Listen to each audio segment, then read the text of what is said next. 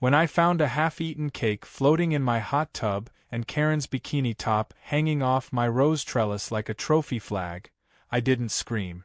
I didn't cry.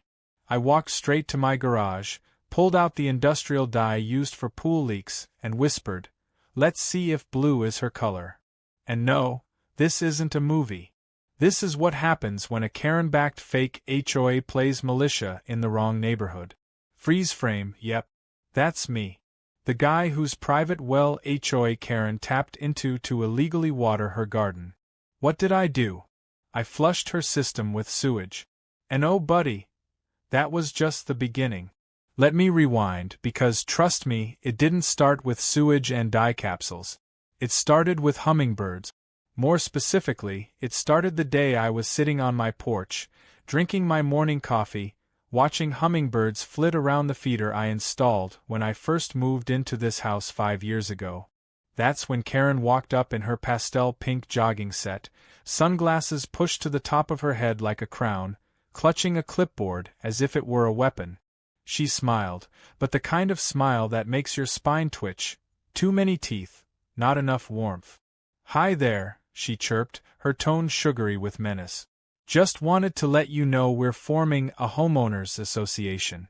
Isn't that exciting? Community is so important." I blinked at her, unsure if she realized I wasn't part of the subdivision she lived in, nor was my property even zoned the same. Mine was technically just outside the boundary, independent pre-HOA and legally exempt from their nonsense. My house came with no restrictions, no dues, and no neighbors telling me what color my mailbox had to be. I liked it that way. So I told her, politely but clearly, "Thanks, but I'm good. I'm not in your HOA, and I plan to keep it that way." She laughed, as if I'd said something cute and quaint. "Oh, that's fine, for now," she said, tapping her clipboard. "But we really believe in neighborhood unity. You'll see. We're all in this together."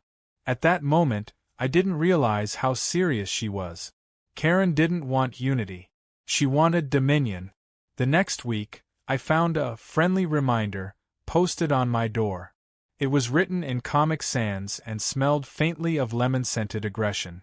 Apparently, my grass exceeded regulation height, my rose trellis violated uniform appearance codes, and my hummingbird feeder was a potential attractant for pests.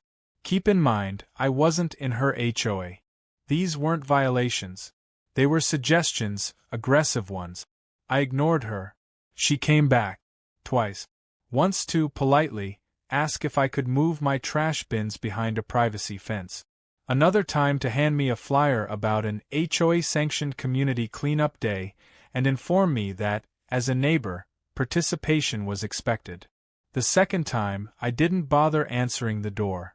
I watched her through the window as she stood on my porch, smiling too long, adjusting her clipboard like it gave her federal authority.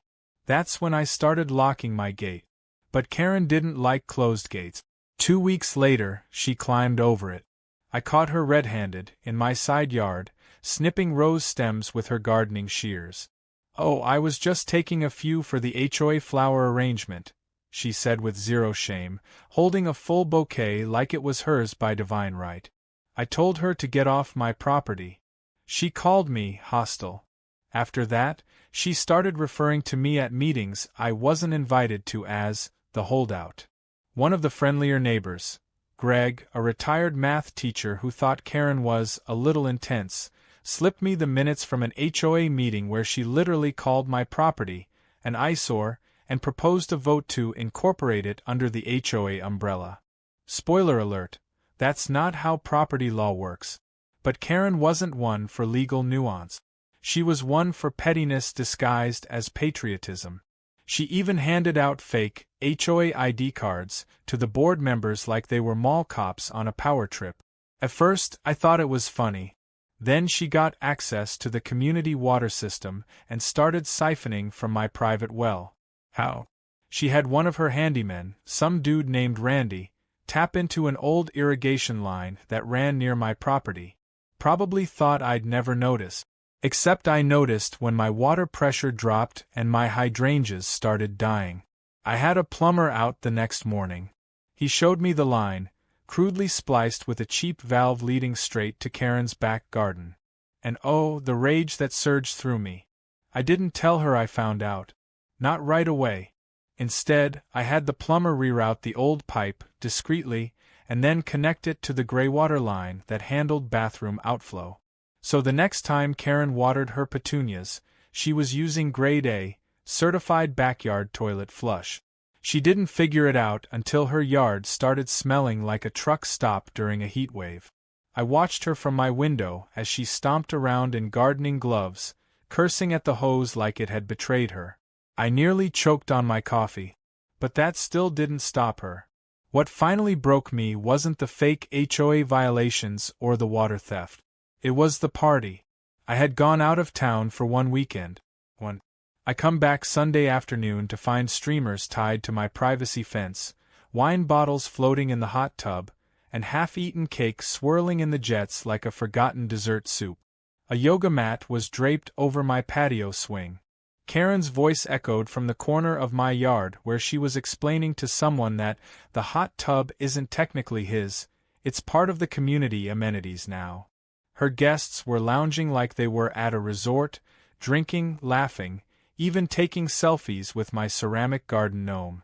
And then I saw it, her bikini top hanging off my rose trellis like a grotesque victory banner. I didn't scream. I didn't lose my cool. I simply turned around, walked into my house, and headed straight for the garage. The dye capsules were still in the toolbox, next to my pool maintenance gear. Non-toxic. Invisible until activated. Clings to skin and hair for up to 7 days, even with repeated scrubbing. The kind of stuff designed to shame pool pierres, but I had other plans. As I stood in the doorway, staring at the backyard invasion, a calm washed over me. This wasn't war. This was theater. Karen wanted a show? I'd give her the grand finale. But before I could set the trap, something even weirder happened. That night, long after her guests were gone and my hot tub looked like a frat house crime scene, I checked my security footage, and caught Randy, her handyman, sneaking back in. Only this time, he wasn't alone. He was dragging something. A tarp. A crate? I hit pause, staring at the screen. And just like that, my petty revenge plan took a back seat to a bigger question. What the hell was Karen hiding in my backyard at 2 a.m? And why did Randy have bolt cutters? Randy wasn't exactly a stealth expert. The man moved like a diesel engine with legs, clunking through my backyard in the dark with a flashlight in his mouth and a heavy-looking crate wrapped in a blue tarp dragging behind him. He paused near the fence line, looked around like a raccoon with a criminal record, then pulled out a pair of bolt cutters and knelt down by my hot tub's electrical cabinet. That's when I realized he wasn't just dumping something. He was trying to tap into the power line. For what? I had no idea. But this was no longer petty HOA drama. This felt like it had leveled up into sabotage. I didn't go out there. I didn't yell or confront him. I just watched from the shadows, my hand gripping my phone, already recording. Let the camera see what it needed to see. Let him hang himself with his own idiocy. Because whatever Karen had cooking now, she was going way past annoying. And she was about to learn the difference between neighborly patience and legal vengeance. The next morning, the crate was gone. The tarp had been folded and left sloppily under my patio table, as if Randy expected to pick it up later. Nothing was visibly broken, but I still had a guy come out and inspect the tub's wiring. He confirmed it had been tampered with. Someone tried to reroute the voltage regulator, likely to piggyback off the circuit. Not only illegal, but dangerous. One wrong spark and I could have had a fireball instead of a backyard. Karen had officially crossed into felony territory. So I called the city. Not the police yet. No, that would come later, but the utility board. Reported a suspicious tap into a private well and a possibly unauthorized electrical mod. The kind of bureaucratic report that doesn't scream drama but quietly pulls levers behind the scenes. They said they'd send someone to inspect the line in the next few days. Perfect. Meanwhile, Karen acted like nothing had happened. She waved from her porch when I drove past, like we were old pals. Even had the gall to leave another HOA flyer in my mailbox advertising a sunset soak social with select neighbors. I wasn't invited, of course, but I knew exactly what she meant. Her little gang was planning another hot tub party at my place, and this time I'd be ready. The dye capsules were a marvel of modern pettiness. I had 5 of them. They were designed for leak detection. Harmless, odorless, and practically invisible until mixed into warm, turbulent water. Once someone got in, the reaction would start within minutes, turning the water, and any exposed skin, a lovely, unmistakable shade of cobalt blue. Not smurf blue. Not chlorine blue. Full-blown, cosplay accident blue. And the best part? It stuck. Hair, skin, nails, it all turned the same hue. Wash-resistant for at least 5 days. I slipped 2 capsules into the tub's filtration intake that Friday morning. Just enough to linger undetected until the water got disturbed. Then I left the side gate crack. Not wide open, not obvious. Just suggestive. Like bait. And sure enough, Karen took it. Saturday afternoon, I pretended to go out. Left in my car, circled the block, then parked down the hill and walked back up the side alley, slipping into my shed with a full view of the backyard through the slatted vent. I had a cooler, a camping chair, and binoculars. Call it stalkerish if you want. I call it justice surveillance. By 3 p.m., the music started. Soft jazz, then bad pop. I peeked through the slats. Karen had brought 3 of her wine-drunk friends, a tray of sangria, and some obnoxiously large floaties. One of them was wearing a sash that said, Self-Care Queen. Another had an inflatable swan the size of a mattress. They kicked off their shoes, peeled off their cover-ups, and slid into my hot tub like it was a community swimming pool. 5 minutes in, the shrieking began. At first, I thought someone had spilled a drink. Then I saw Karen leap from the tub like she'd been electrocuted.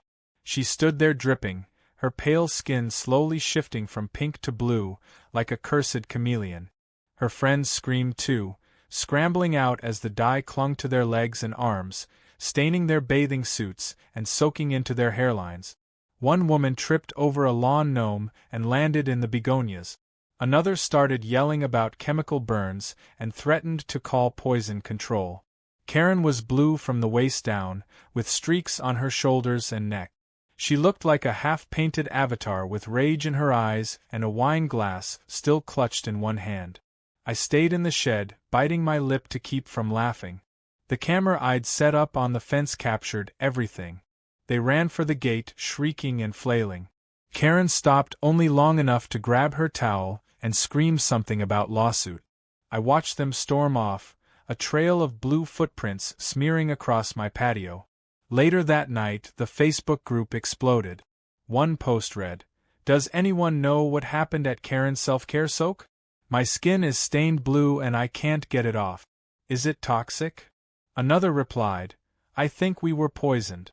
Should we report it to the HOA?" My favorite was just a photo. Karen standing in her yard, blue-streaked and furious, holding a garden hose like she was about to commit a war crime. Caption: New neighborhood pool rules? I didn't comment.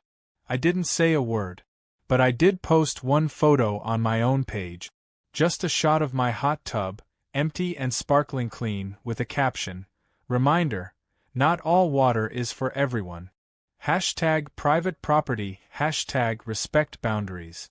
The next day, I got a letter. Not from Karen, but from the HOA board. They were deeply disturbed by recent events and wanted to schedule an emergency meeting. I wasn't on the board. I wasn't even in the HOA. But they wanted me there. Apparently, some members had started asking questions. Like why HOA funds had been used to cater Karen's private wellness events. Or why someone had filed complaints about illegal well usage and electrical tampering. Or why their fearless leader was now known in local circles as Blue Karen. They wanted answers. And I was ready to give them. But just as I was prepping my notes, camera footage, inspection reports, timestamps, all neat and labeled, my doorbell rang. It was Greg, the friendly neighbor. His expression was half amusement, half concern. "She's losing it," he said. "Karen. She's saying you booby-trapped your property. That you're out to destroy the HOA. I raised an eyebrow. She just held an emergency vote to sanction you as a public nuisance." I grinned. "And she lost." But apparently Karen wasn't done. Because right as Greg left, I saw a notification pop up on my phone. A new post in the HOA group. Karen's caption was simple: "If the law won't stop him, maybe a little pressure will." Attached was a photo of a petition, door-to-door signatures from neighbors, calling for an official inspection of my property. And at the very bottom, in big, underlined letters, "Probable illegal chemical storage." I blinked. Karen had just declared war. Again. And this time, she wasn't coming alone. I had to give it to Karen, she didn't fold easy. Most people would have gone into hiding after being publicly dyed like a rogue smurf, but not her. No, Karen doubled down, tripled down, probably mortgaged her dignity for a fourth. The petition circulating through the neighborhood was her latest weapon, full of exaggerated claims and barely coherent handwriting. One neighbor scribbled that I kept suspicious substances in unlabeled barrels. Another said I had unauthorized electrical fixtures that flicker at night, which, for the record, is just my porch light trying its best. But the most ridiculous accusation? That I was running a covert chemical operation disguised as a garden. I mean, sure, my tomatoes are unusually red, but I don't think they're radioactive. It was laughable until I realized how many people were signing it. Not because they believed her, necessarily, but because Karen had a way of exhausting people into compliance. She'd show up on porches with muffins and guilt, go on rants about community standards, and whisper lies about how I was turning the neighborhood into a meth lab. She was manipulating the HOA's fear of embarrassment, using bureaucracy like a weapon. And as much as I wanted to keep this petty, the stakes were now shifting. Karen was trying to paint me as a danger. Not just annoying. Not just stubborn. Dangerous. And yet, I didn't stop smiling. Because while Karen was busy playing politics, I was busy playing chess. The footage of Randy tampering with my electrical system had already been sent to the city inspector. I'd also turned over copies to my lawyer. Yes, I got one, because the moment Karen accused me of chemical storage violations, she opened the door to libel. The icing on the cake? I found out that Karen had filed her complaints using the HOA's official letterhead and resources, meaning she'd implicated the whole board in her little vendetta. At the next emergency HOA meeting, held at the community clubhouse, the atmosphere was tense enough to curdle milk. Karen walked in with a manila folder like she was about to present evidence to Congress. Her skin still had a faint bluish tint around the hairline, a haunting reminder of her last attempt at dominance. I could tell she was trying to appear calm and in control, but her jaw twitched whenever someone didn't look at her the way she wanted. She expected to be the center of the room. Instead, everyone was watching me. I took the floor when invited, smiled politely, and passed out copies of the inspection report, the city's statement confirming unauthorized water tapping, and printed screenshots from the HOA group chat, including Karen's messages where she referred to my hot tub as a public amenity in spirit if not in law. One of the board members audibly muttered, "Oh my God," as he read it. Then I played the footage. There was Randy, plain as day, bolt cutters in hand, tampering with the power box. There was Karen's voice on a separate clip, bragging at her party that he doesn't even know we're using his electricity. No one said a word for a long moment. Someone dropped a pen. Karen turned purple under the fluorescent lights. Her mouth opened, then shut again, like she couldn't decide if denial or deflection would work better. She chose denial. "That footage is doctored," she said flatly, gripping the folder so hard the edges crumpled. "He's manipulating the narrative.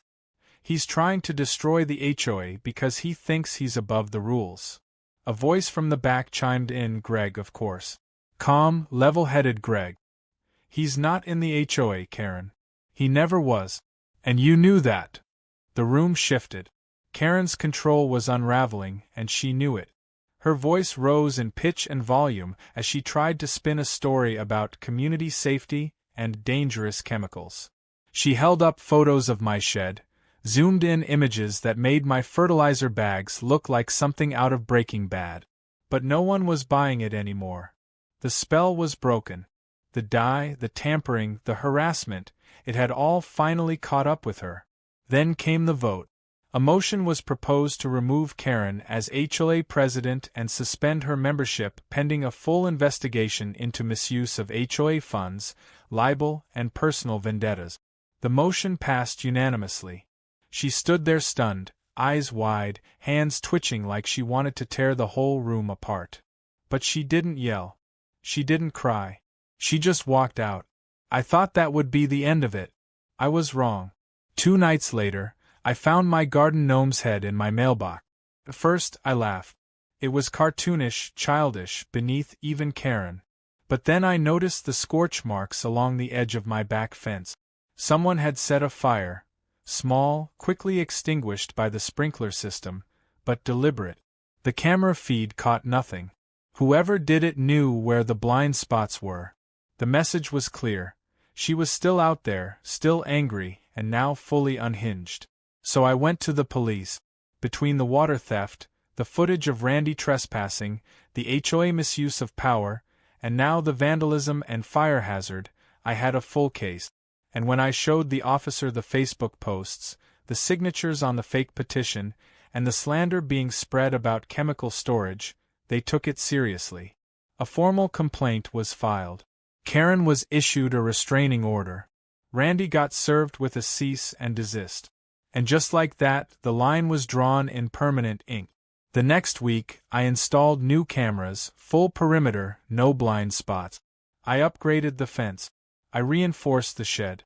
And every morning, I walked my yard with a mug of coffee and a calm smile, like a man who knows exactly how many pressure points a neighborhood tyrant has. Karen, meanwhile, had vanished from public view. Her porch stayed dark. Her car was gone. Some say she skipped town for a spa retreat. Others say her lawyer advised her to lie low until the investigation blew over. Me? I didn't care. I got my hot tub back. My peace. My roses. But just as the dust was settling, a knock came at my door. It wasn't Karen. It was her husband. Well, ex-husband. Tall, tired eyes, holding a manila envelope and looking like he hadn't slept in a week. She left, he said. But not before draining our joint account and blaming you for everything. I opened the door wider. He handed me the envelope. Inside was a flash drive, several printed receipts, and a handwritten note. I found this in her desk after she left, he said. Figured you might want to see what she planned next. I stared at the contents, not entirely sure what I was looking at. Blueprints, HOA maps, a printed email thread labeled Plan B if he wins.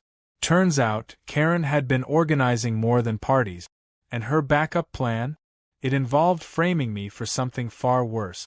And that's when I realized, Karen wasn't just a problem. She was a full-blown conspiracy. I sat at my kitchen table long after the door had closed behind Karen's ex-husband, the manila envelope in front of me like a bomb that hadn't decided whether to detonate or just sit there and hum with menace. The flash drive was already plugged into my laptop, but I hadn't opened the folder yet. I just stared at it, sipping lukewarm coffee, wondering how deep her madness really went. The envelope contained copies of email exchanges between Karen and someone named Decker, who, from the tone and content, seemed to be a private investigator, or at least someone pretending to be one. There were references to digging up dirt, pushing city code enforcement, and documenting infractions. Attached were notes about my trash schedule, yard habits, and photos of me carrying bags from the shed like I was in a spy thriller. She'd even outlined a strategy to anonymously tip off federal agencies about a potential chemical threat. She was actually trying to get the EPA involved. Because of compost. What struck me wasn't just the insanity of it, but the sheer persistence. This wasn't a woman who got embarrassed and backed down. This was someone who, even after being caught, humiliated, voted out, and served legal papers, still spent her evenings dreaming up ways to ruin my life. She didn't just want control, she wanted obliteration. And that made her dangerous in a different way. She disappeared for now, but this envelope told me she wasn't done. Just regrouping. So I decided I wouldn't wait for her next move. First, I forwarded the emails and files to my lawyer, along with a detailed explanation and time stamp. He called me within the hour, half impressed, half concerned, and told me this officially qualified as conspiracy to defame. With the addition of a fraudulent petition, trespassing, and now attempted character assassination via bogus federal complaint, we had more than enough to escalate the case. Not just civilly, criminally. Then I made a decision that surprised even myself. I posted it. Not the emails or flash drive. Those were for the court, but a long, polite, surgical statement in the HOA Facebook group. I detailed, with bullet points, what had transpired. I didn't name-call. I didn't mock. I simply laid out facts, supported by evidence, and ended with a single line. Let this be a lesson to anyone who mistakes silence for surrender. The post blew up.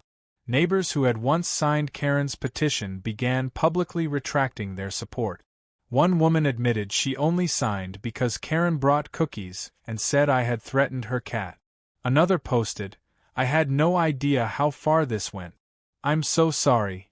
Even Randy's cousin chimed in to say, dude's been nuts for years. Shouldn't be allowed near a tool set, let alone a house. The very next day, I received an unexpected knock at the door. It was Greg again, this time carrying a pie. Blueberry, fittingly. He handed it over with a sheepish grin and said the HOA board had voted unanimously to grant me permanent exemption from any and all future attempts at incorporation, annexation, or community enforcement.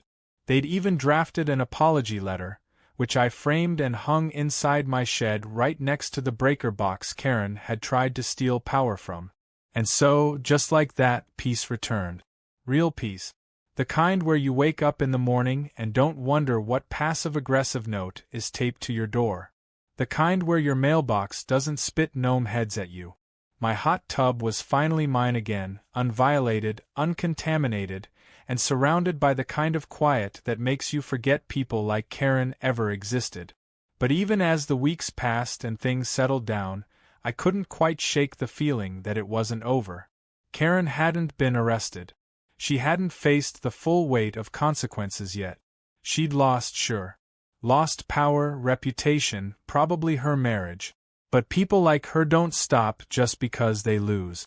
They retreat, rebrand, and then come back with clipboards and casseroles pretending to be someone else. That feeling was confirmed when I got a call from my lawyer. Apparently, Karen had resurfaced, in another neighborhood. New HOA. New house. Same blueprint.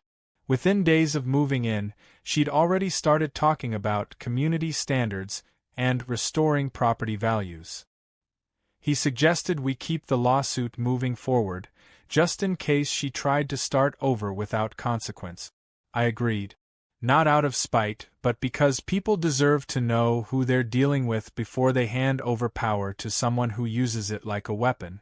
One last surprise came a few weeks later. The city sent me a letter. It wasn't a fine or a complaint, it was a commendation. Apparently, the footage I'd submitted helped spark an internal audit of HOA activity across multiple subdivisions. Turns out Karen had her claws in more places than anyone realized. Her little sunset soak parties had racked up more violations than an expired fireworks stand. And once people started talking, other victims came forward. Neighbors from past neighborhoods, a landscaper who was never paid, a pool guy she tried to blame for algae after dumping wine in the water. For a brief moment, I considered starting a support group. Instead, I threw a barbecue. I invited the neighbors I actually liked. Greg came, of course, with another pie. A few other folks brought drinks, folding chairs, and relief. The hot tub bubbled quietly in the background, unoccupied for once, just existing as it should. Someone joked about dyeing the drinks blue in Karen's honor. I raised my glass and toasted to that. As the evening wound down, someone asked if I was going to sell the house now that all the drama was over. I looked around at the yard, the gnome with his new head, the trellis no longer bearing bikini flags, and shook my head. This was my home. I fought for it, defended it, and soaked every inch of it in symbolic, chlorinated justice. Before bed that night, I walked out to the hot tub one last time. Steam curled into the cool air, stars blinked overhead, and the sound of cicadas filled the silence. I stepped in slowly, let the heat relax the leftover tension in my spine, and smiled. Karen was gone. The HOA was humbled. And for once, everything was quiet. Until my motion light clicked on. Someone was at the gate. But this time, I didn't tense up. Because I'd already installed the new speaker system. And as the figure froze in place, caught like a deer in the light, my voice echoed from the fence post. Warning. This property is under video surveillance, chemical defense, and one very tired homeowner with nothing left to lose. The figure turned and ran. And I leaned back into the bubbles, smirking, already planning what color dye I'd try next time. Maybe green. Or purple. Just in case.